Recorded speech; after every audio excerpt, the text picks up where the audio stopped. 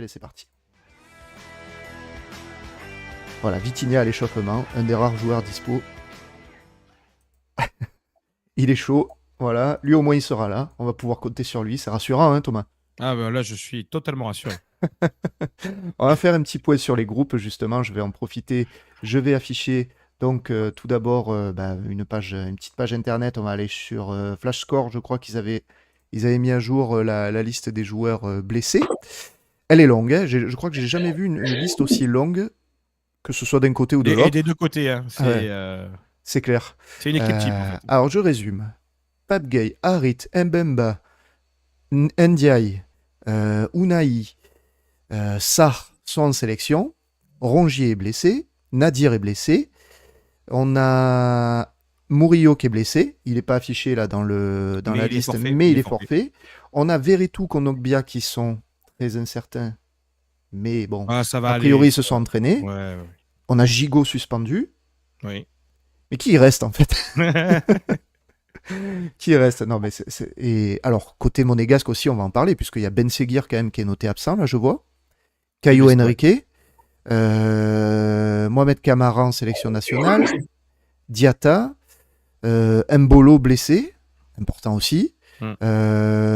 Après les autres. Ismaila Jacobs, Ouais, c'est à l'arrière-gauche qui est on en sélection a nationale. Minamino, pardon, aussi, qui est en sélection. Singo aussi. Singo aussi. Ils sont pas mal eux aussi, hein, niveau blessure et Ils ont beaucoup sélection d'absents. nationale. Hein. Ils ont Salissou autant d'absents que il nous. revient? Pardon? Est-ce que Salissou il revient du coup du Ghana ou... Salissou, je crois qu'il revient, mais Ouais. alors après, bon, Il va être un peu limite pour jouer, ça je va pense. être les conditions pour revenir. Tu sais, je sais pas s'il sera titulaire. Peut-être sur le banc. Je sais qu'ils ont recruté Thilo Kehrer là récemment pour justement un peu dépanner. Ils ont Matsima, voilà, bon, ils ont deux, trois défenseurs, mais ça chauffe d'ailleurs aussi pour eux. Hein. J'ai un peu regardé les dernières nouvelles là. Pour leur entraîneur aussi, il joue un peu pas sa place, mais pas très loin non plus, quoi, Ah ouais? apparemment. Hein. Ah ouais, ils Ah, ça, sont. j'ai pas vu passer. Ah ouais, après c'est l'équipe qui en a parlé aujourd'hui, hein, en disant que leur entraîneur était un peu sur la sellette. Alors après, bon, il y a aussi l'histoire peut-être aussi de la vente du club là qui sort un petit peu, qui fait que bon, c'est peut-être naturel que l'entraîneur soit un peu en danger, mais c'est un truc à prendre en plus peut-être dans leur préparation de se dire ouais, situation un petit peu inconfortable, un peu bizarre. Donc on sera, je pense, tout que ce soit eux ou nous, on est un peu dans la même situation, j'ai l'impression, Ouais, finalement. c'est vrai, on est un petit peu dans la même situation. Alors, qu'est-ce que ça t'inspire, Yacine, ce groupe? Comment tu vois un petit peu ce match? Comment on va s'en sortir avec les joueurs à disposition? Beaucoup d'appréhension. Je pense que Monaco part favori sur le papier avant ce match. Beaucoup d'appréhension parce qu'il y a beaucoup trop d'absents à l'OM. Ouais. Au-delà des absents à la CAN, c'est déjà assez énorme. Tu as des blessures et des suspensions qui arrivent vraiment au pire des moments. Euh, Après, tu veux que j'ai un point de vue tactique sur ce match-là? Comment il On va y va faire? venir, effectivement. Hein, on va y venir. Ouais, comment on doit aborder ce match Ce tactiquement? match-là, en fait, pour moi, Monaco dépend. La clé du match, c'est Fofana. C'est comment tu vas gérer Fofana. C'est lui qui déclenche les actions à Monaco. Euh, il va falloir l'enfermer, bien le quadriller, le pousser à décrocher. Et même quand même quand il décrochera, il faudra faire un pressing, un premier pressing sur lui. Je pense que c'est la clé du match. Va dépendre de Fofana. C'est toujours lui qui déclenche les actions à Monaco. Après, il y a évidemment des joueurs de qualité comme Golovin, Ben Yedder, Eh oui. qui peuvent faire la différence. Mais la clé, ça va être de bien fermer, de bien réduire les espaces, de bien réduire nos interlignes. Donc, c'est-à-dire les lignes entre quand je dis les interlignes, c'est la ligne défensive et la ligne du milieu de terrain. Il va falloir Ouais. réduire les espaces dans cette zone-là pour enfermer Golovin et Ben Yedder, notamment. Et puis, il va falloir bien presser Fofana parce que on va dire, c'est le premier relanceur, on va dire, l'organisateur du jeu monégasque. Voilà. Donc, à partir du moment où tu arrives à bien gérer Fofana, tu fais 50% du travail. Mais après, il faut avoir les moyens de le faire et on n'a pas énormément de moyens à disposition. C'est ça le souci, ouais, c'est ce que j'allais te dire. Ouais. Pour le presser, ça va être un petit peu compliqué. Est-ce que toi, Thomas, tu partages aussi cette analyse? Est-ce que Fofana, pour toi, c'est l'élément clé du dispositif monégasque qui peut nous mettre en danger? Oui, oui, surtout avec leur effectif actuellement, c'est effectivement l'élément clé dans leur milieu de terrain. Après, il y a un autre élément pour moi qui va être important, ça va être la possession du ballon. Je pense quand même qu'on a tout intérêt à l'avoir le plus possible dans ce match-là. Euh, C'était dans mes parce, notes, merde. parce que non, mais parce que je pense que quand j'ai vu beaucoup Monaco, j'ai vu quelques matchs de Monaco. Je trouve que Monaco, ils ont toujours du mal quand ils n'ont pas le ballon. Je trouve que alors devant Ben Yedder, etc., Balogun, ça fonctionne bien, bien que ça dépend, mais en tout cas, ce sont évidemment des bons attaquants. Mais si tu commences à leur priver le ballon, là, ça peut être intéressant. Alors après, va falloir qu'on ait le matos pour le Et ouais. faire. C'est pas dit. Moi, je m'interroge encore sur le 11 qu'on va pouvoir mettre en place, hein. Même là, le schéma tactique, défense à 4, défense à 3. Honnêtement, moi, je suis pas convaincu encore qu'on va être encore sur une défense à 3. Parce que bon, il y en a finalement très très peu de choix. Donc, il y a quand même pas mal d'inconnus dans ce match-là. Mais tactiquement, en tout cas, c'est sûr que selon moi, il va falloir quand même essayer de les presser le plus possible, essayer d'étouffer Fofana, effectivement. Parce que lui c'est quand même le joueur un peu au-dessus chez eux. Il est capable de tout faire. Mhm. Donc voilà. Après, évidemment, tu as Golovin aussi qui est quand même en très bonne forme cette saison. Mais c'est vrai que, comme l'a dit Yacine, si vraiment on arrive à bloquer Fofana, et je me dis que sur le papier, si on a un Kondogbia, par exemple, qui est présent, qui se fait un vrai duel avec lui, je pense que ça peut être la clé du match. Ça peut Ouais. être la clé du match. Et puis après, voilà, bon, après, évidemment, il va falloir qu'on soit bon avec le ballon. Il va falloir qu'on fasse quelque chose offensivement. Il va falloir retrouver une connexion avec Aubameyang, notamment. Et ça, bon, ça, c'est encore un autre souci. Mais disons que déjà, pour exister dans ce match-là, il va falloir effectivement les presser, leur rentrer dedans, profiter qu'on soit à la maison, hein, tout simplement, hein. Et puis, et puis voilà. Ouais, ben tu m'as un petit peu levé aussi les mots de la bouche aussi parce que je m'étais noté, voilà, je m'étais dit un petit peu la même chose que toi pour les. En fait, je me disais en gros, euh, Monaco c'est une attaque en forme. Depuis quelques matchs, ils plantent quand même, je crois, 2 buts de moyenne par match. Et nous, notre défense, justement, elle est décimée. Sans Mbemba, sans Gigot, ça veut dire que, sauf bricolage de dernière minute, on risque de repasser sur une défense à 4. Et peut-être faire jouer un Kondogbia en béquille, parce que, voilà, on l'a dit, notre milieu, il est aussi décimé. Donc, je me disais la même chose. Comment tu peux limiter l'attaque monégasque et éviter de te prendre des buts? Bah, ça passe par la possession, je suis entièrement d'accord avec toi. Mais voilà, ne pas essayer de jouer en contre, ça va être compliqué parce que c'est la philosophie de Gattuso. Donc, sur ça, voilà, je me dis la possession, on l'a jamais réellement trop joué jusqu'à présent avec lui.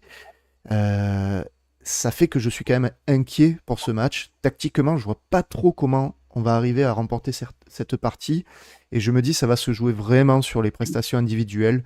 Si on n'a pas un joueur par ligne qui nous sort une prestation de très haut niveau pour compenser un petit peu les Ouais. manques qu'il y a sur les Hmm. côtés, ben c'est mort. Donc Balerdi, Klos, Veretout, Aubameyang, voilà, j'essaie d'en prendre un à chaque niveau.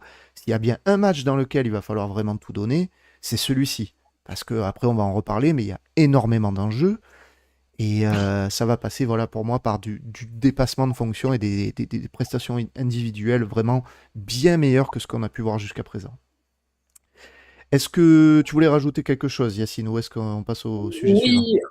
Oui, pour encore un peu développer, si ça vous dérange pas, l'analyse de ce Vas-y. match, je pense que Fofana, ça va pas être un duel d'hommes. Je pense que ça va être un duel de zone. Je m'explique. Je pense que Fofana va falloir d'abord l'encercler, bien le quadriller. Donc je pense que tu vois, ça va pas être qu'un Kondogbia ou ça va être un travail à 3-4 joueurs. En tout cas, je pense que c'est ce qu'a fait Rodez, on va dire, quand Rodez a posé des Ouais. problèmes à Monaco sur le dernier match. Euh, et puis ça va pousser Fofana à décrocher. Parce que Fofana, il n'est pas bête. Le rôle de Fofana, c'est de casser la ligne du milieu de terrain par sa passe. Et c'est à ce moment-là où il faudra un bon Vitinha pour aller peut-être un peu presser ou un bon Luis Enrique pour aller le titiller, le gêner même dans sa première relance. Mhm. Après, pour revenir sur le schéma, là où je suis d'accord avec vous, sur le papier, ça va être une défense à 4. Après, concrètement, une défense, elle est censée s'adapter à l'animation monégasque en place. Ouais. Monaco, tu regardes, ça attaque souvent même à 5, hein. C'est-à-dire que si tu as deux pistons sur le côté, tu as deux meneurs de jeu Deux avancés meneurs de jeu et un attaquant. et un attaquant. Donc au final, peut-être que tu vas avoir un Kondogbia qui va jouer presque un peu un rôle de libéraux. On ne sait pas. Enfin, si tu as Onana qui aura un peu plus de coffre pour jouer un peu plus haut et Veretout un peu plus haut, peut-être tu vas être dans cette configuration-là, ou du moins au niveau des rôles défensifs. Peut-être en termes de rôle offensif, Kondogbia aura un peu plus de responsabilité qu'un simple défenseur. Donc, le tout est en tout cas de bien réduire les espaces, de bien les enfermer, et selon la situation de match, de pouvoir défendre à 5 parce que ça va te l'imposer. Oui. C'est peut naturellement jouer le rôle du libéraux. Donc, je pense que Kondogbia aura un peu ce rôle-là. Moi, au contraire, je pense justement qu'il aura peut-être moins de.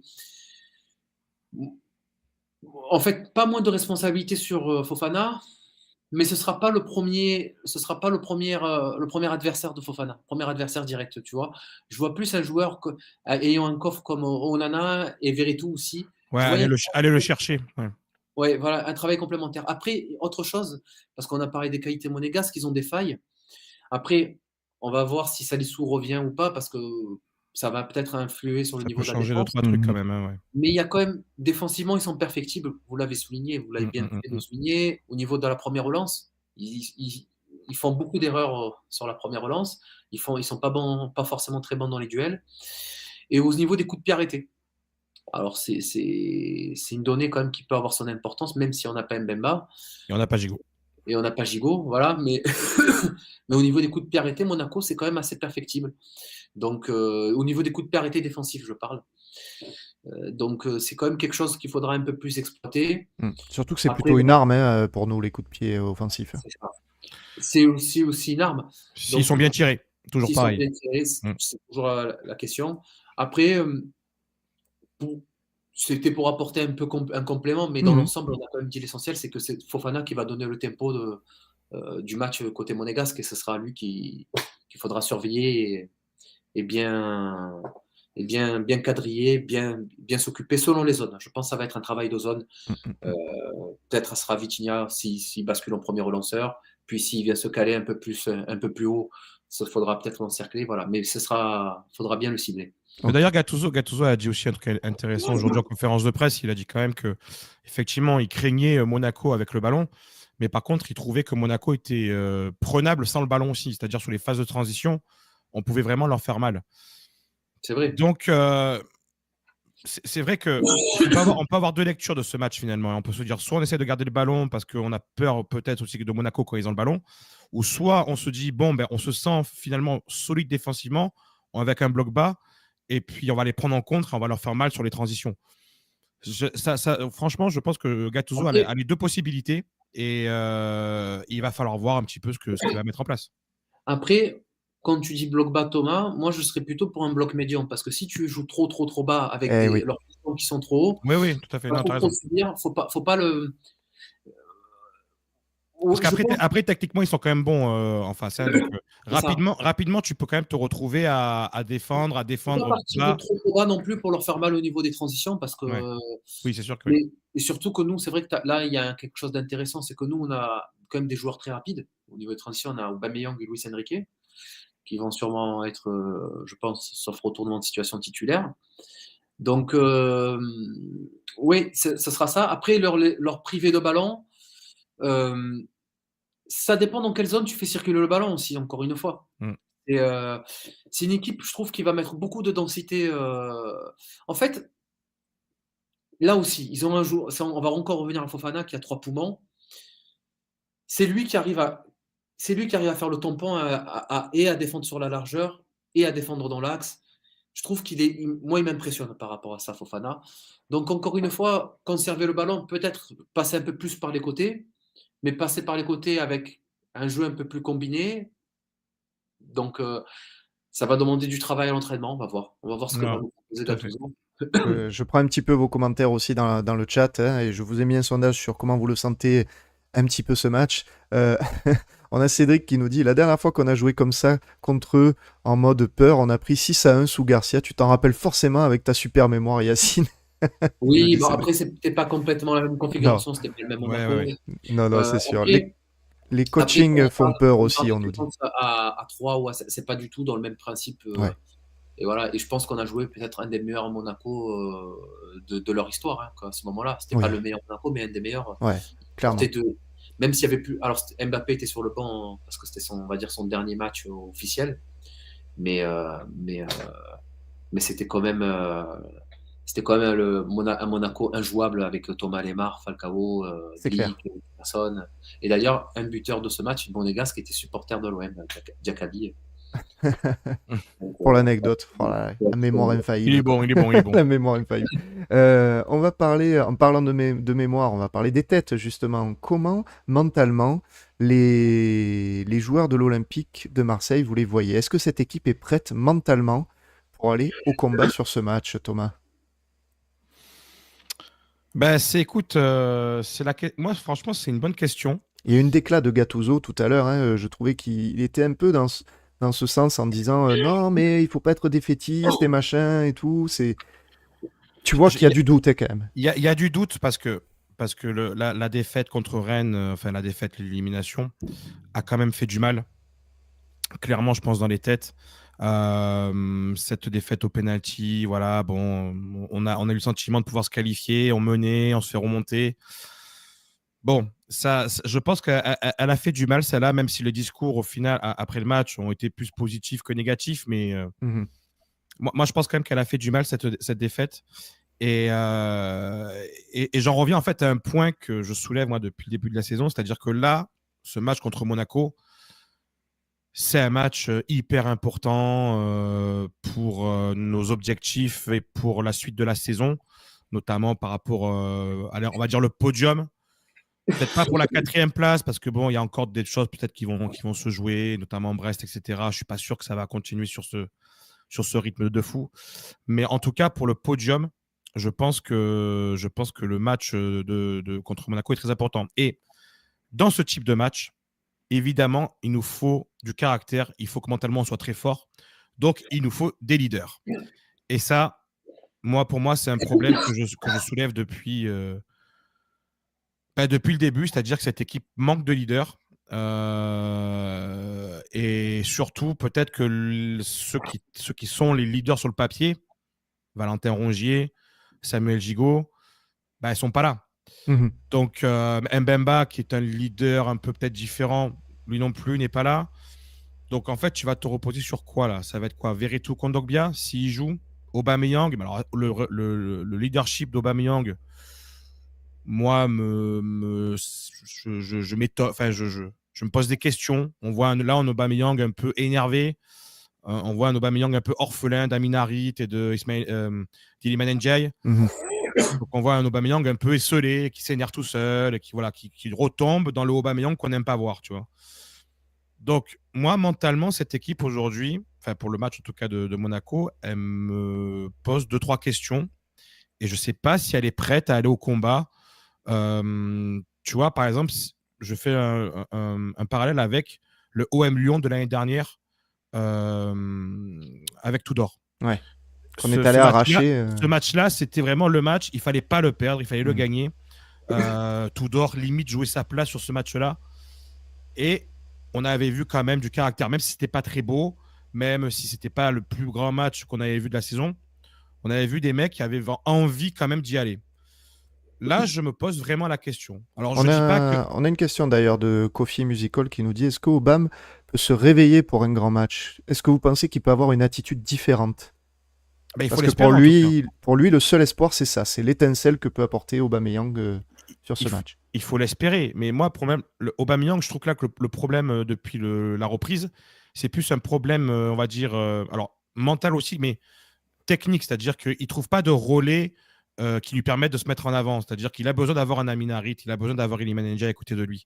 Là, il se retrouve avec Vitinha, qui techniquement est une catastrophe, et il va quoi derrière Luis Enrique. Bon, tu vois ce que je veux dire, c'est pas tout à fait le même truc. Donc, s'il arrive à prendre le match à son compte, vraiment à être hyper hyper performant, faire des différences balles au pied, etc. Oui, là, je me dis OK, mais j'ai un peu des doutes par rapport à ça. Voilà, il va falloir vraiment, je pense, que Ben, l'équipe arrive à suivre Gattuso. Et c'est ça. sur ça, je me pose encore 2-3 Mais questions. pour moi, la question, c'est ça. C'est parce que mentalement, je pense que cette équipe, elle y sera. Parce qu'en plus, avec tout ce qu'elle a vécu depuis le début de la saison, je pense que quand même, tu as un groupe qui est resté malgré tout soudé et qui sera au rendez-vous, je pense. Enfin, les gars seront là. Je m'inquiète pas. Moi, c'est la question plus du dépassement, en fait. D'aller chercher les ressources nécessaires pour proposer quelque chose d'encore plus intense sur le terrain, d'encore plus de se faire violence, quoi, tout simplement, et vraiment d'y aller beaucoup plus que d'habitude. Est-ce que cette équipe en est capable? Et c'est là que je me dis, ouais, peut-être que ça sera plus compliqué. Toi, Yacine, comment tu le sens? Est-ce que cette équipe, tu la juges prête mentalement pour aller au combat? Ouais, je partage l'analyse de Thomas. Il manque déjà des leaders sur le terrain. Après, déjà, pour se surpasser, est-ce qu'ils sont en capacité physique? Ouais. Voilà, on voit des joueurs déjà incertains. Euh, je pense qu'il, pour moi, c'est au-delà de se surpasser physiquement, c'est d'accepter les temps faibles et les temps forts. Je m'explique. L'OM Monaco de l'an dernier est un bon exemple. On se fait manger en première mi-temps, on doit se prendre Mm. 3-0. Monaco mange 3 beignets d'air, il aurait dû tuer le match. Il mange 2-3 Mm. occasions, mais grave. Et puis il y a un joueur qui relance le match, c'est Sanchez en fait, qui surgit en début de deuxième Ouais. mi-temps Elles sur sont une coup frappe franc. anodine de Tavares. Je te parle du retour, moi. Ah, Où, pardon. où il surgit sur une frappe de Tavares Oui, qui oui. est mal contrôlée par Mm. Nubel et il marque. Et en fait, les joueurs forts mentalement, c'est des joueurs qui arrivent justement à te tirer vers le haut dans ce genre de moment. Euh, voilà, dans des moments où tu es pris de court, tu es dépassé. Et dans un grand match, parce qu'au Monaco, ça reste quand même un grand match, Ouais. il t'en faut. Il t'en faut. Donc peut-être Aubameyang aura ce rôle-là. Euh, c'est possible. Contre Lyon, il l'a eu cette saison, tu vois. Enfin, je trouve qu'il a su tirer l'équipe vers le haut, par exemple. Et, après, je pense, voilà, je rejoins Thomas, ce que dit Thomas, c'est plus un problème de relation technique. Après, ça va dépendre comment on va le trouver, quelle utilisation on va avoir de ce joueur. Donc, peut-être même qu'il jouera peut-être pas attaquant d'ailleurs, Aubameyang, hein, vu les joueurs qu'on a, Mhm. vu ce qu'on a sur le papier. Donc, mentalement, oui, moi, alors, oui, peut-être on peut manquer de maturité, mais c'est pas, je pense sincèrement que les joueurs vont tout donner. Après, c'est comment on va gérer les temps faibles. Est-ce qu'on aura le talent aussi? Ouais. C'est ça la vraie question.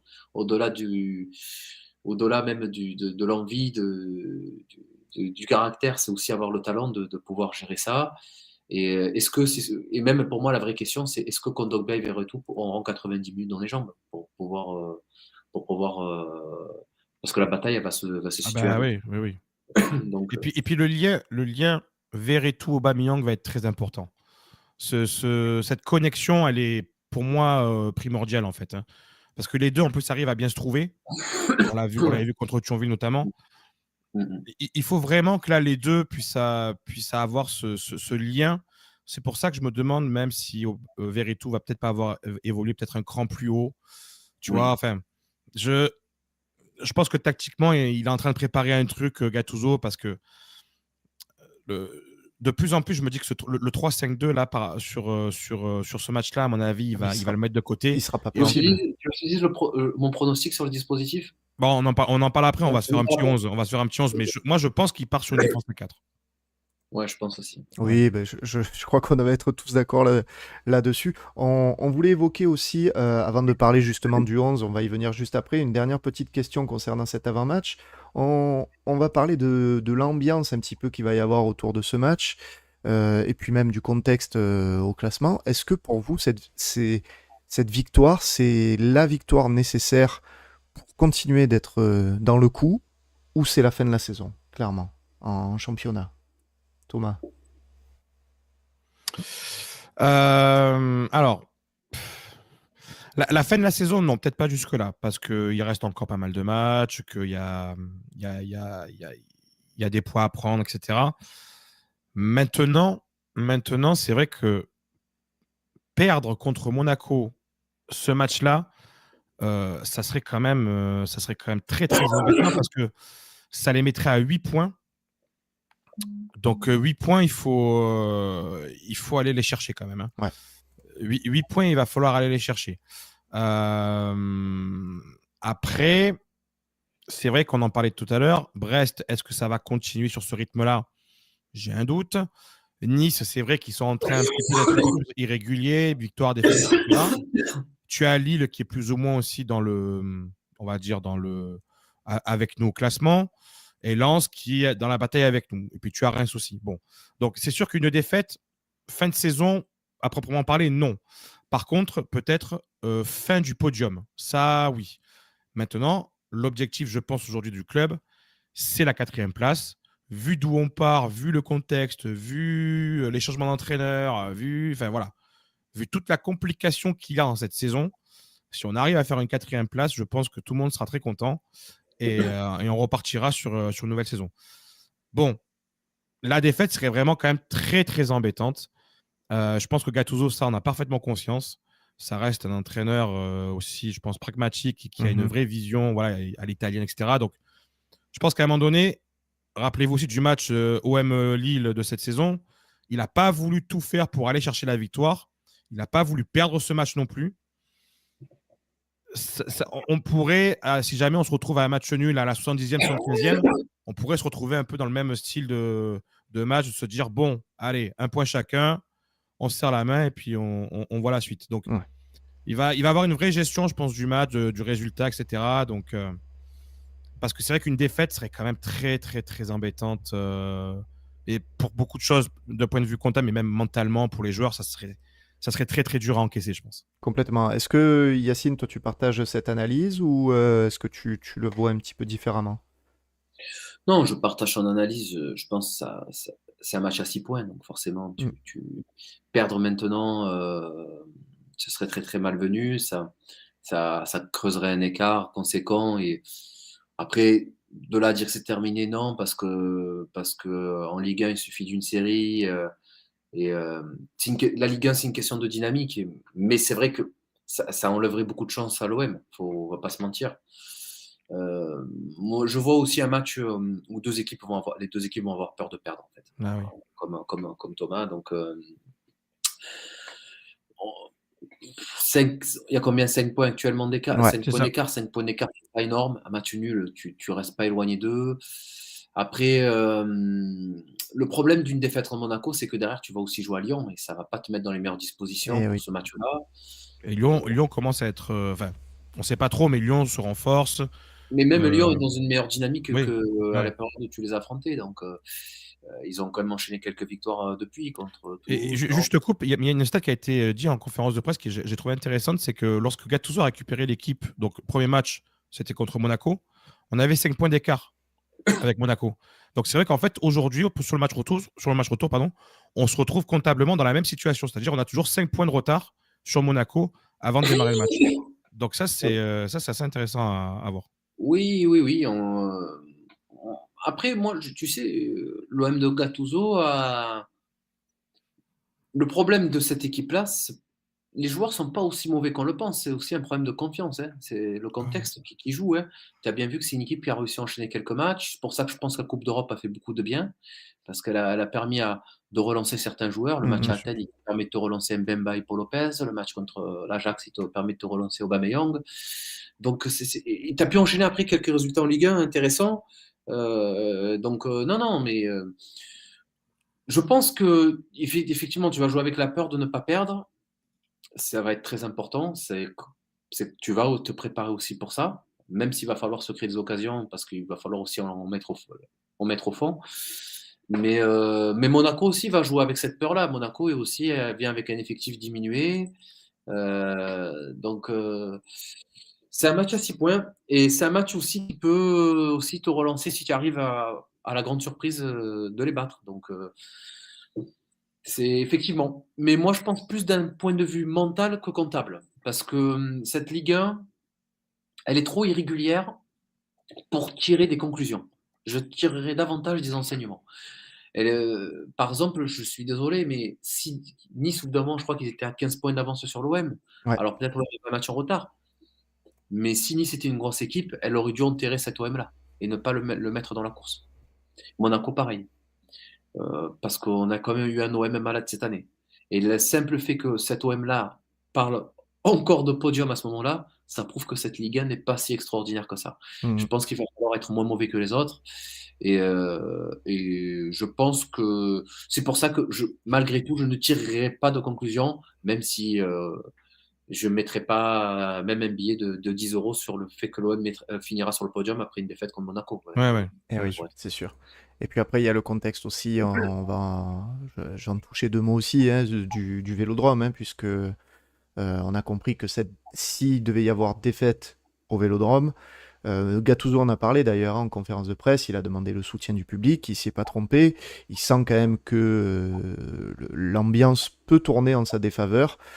Donc voilà, il peut y avoir pas mal de choses qui peuvent tourner de manière négative si l'OM malheureusement n'aborde pas comme il faut ce match. Et bon, on espère évidemment que ça sera pas le cas et que on va pouvoir vite passer à quelque chose de plus positif. Mais voilà, on va démarrer le 11, puisqu'on en parlait tout à l'heure. Je vais vous proposer de le construire ensemble. Alors, à l'écran, j'ai mis quelques joueurs, on va dire. Voilà. Alors, je vais Ah, pas on a vous- des joueurs. Ah, cool. Ouais, J'en ai mis mais je vois quelques-uns. pas, moi. J'ai mis Paul Lopez, j'ai mis Bamo Meïté, j'ai mis Balerdi, évidemment. Ouais. J'ai mis Klose, j'ai mis Garcia. Ouais. J'ai mis Onana, Verretou au milieu, mais bon, là, Ah, mais de toute façon, oui, ils sont valides. voilà, ils sont valides. Et Aubameyang, à voir comment on le place. Donc, Yacine, toi, tu voulais partir sur une défense à 4, hein, tu disais? Alors, je partirai sur une défense à 4, mais avec une sentinelle. Dans un 4-3-3, j'explique pourquoi. Euh, Monaco, comme j'ai dit, c'est une équipe qui s'est attaquée à 5. Donc, il faudra un 6 capable de jouer le rôle du libéro dans certains replis défensifs, ou du moins de jouer le rôle du premier stopper, donc Mhm. d'être capable de défendre à 5. Donc moi, je partirai sur une défense à 4, un 4-3-3, avec Kondogbia en sentinelle, s'il est apte à jouer. Donc la défense avec Garcia, Balerdi, Meïté, Klos. Un milieu, je mettrai Verretou et Onana. Ouais. Onana pour aller On va aller chercher Fofana. voilà, pour aller chercher Fofana, puis il jouera le rôle du presseur. Je pense en plus qu'Onana, en étant bien encadré, avec des joueurs qui ont un QI supérieur au sien sur le plan footballistique, ça peut lui faire du bien. Et j'irai sur le plan offensif, je vais jouer avec Aubameyang à gauche, Vitinha dans l'axe et Luis Enrique à droite.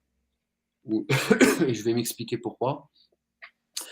Pour la simple et bonne raison que Vitinha aura pour moi le rôle du premier presseur lorsque Fofana décrochera. Donc, ce sera pas le but, ce sera qui travaille son pressing. Aubameyang, ce sera un attaquant de couloir, c'est-à-dire qu'il aura pour rôle de repiquer. Luis Enrique sera plus dans le rôle d'un ailier, mais le but, ce sera d'exploiter leur vitesse en transition. Voilà, donc tout simplement. Donc avec un Vitinha, un rôle de premier défenseur au final dans mon organisation. Et je trouve que Luis Enrique est plutôt, je l'ai trouvé plutôt habile balle au pied contre Rennes, plutôt intéressant dans les combinaisons avec Klose. Donc c'est un duo que j'ai plutôt envie de revoir contre Monaco. Donc voilà, je partirai sur cette organisation-là, d'autant que Onana aura moins de responsabilités offensives que Veretout.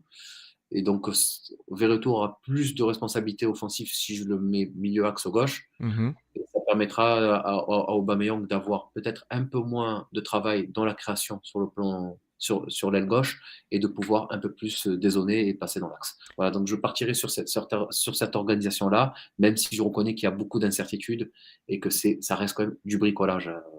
Ah là, on est...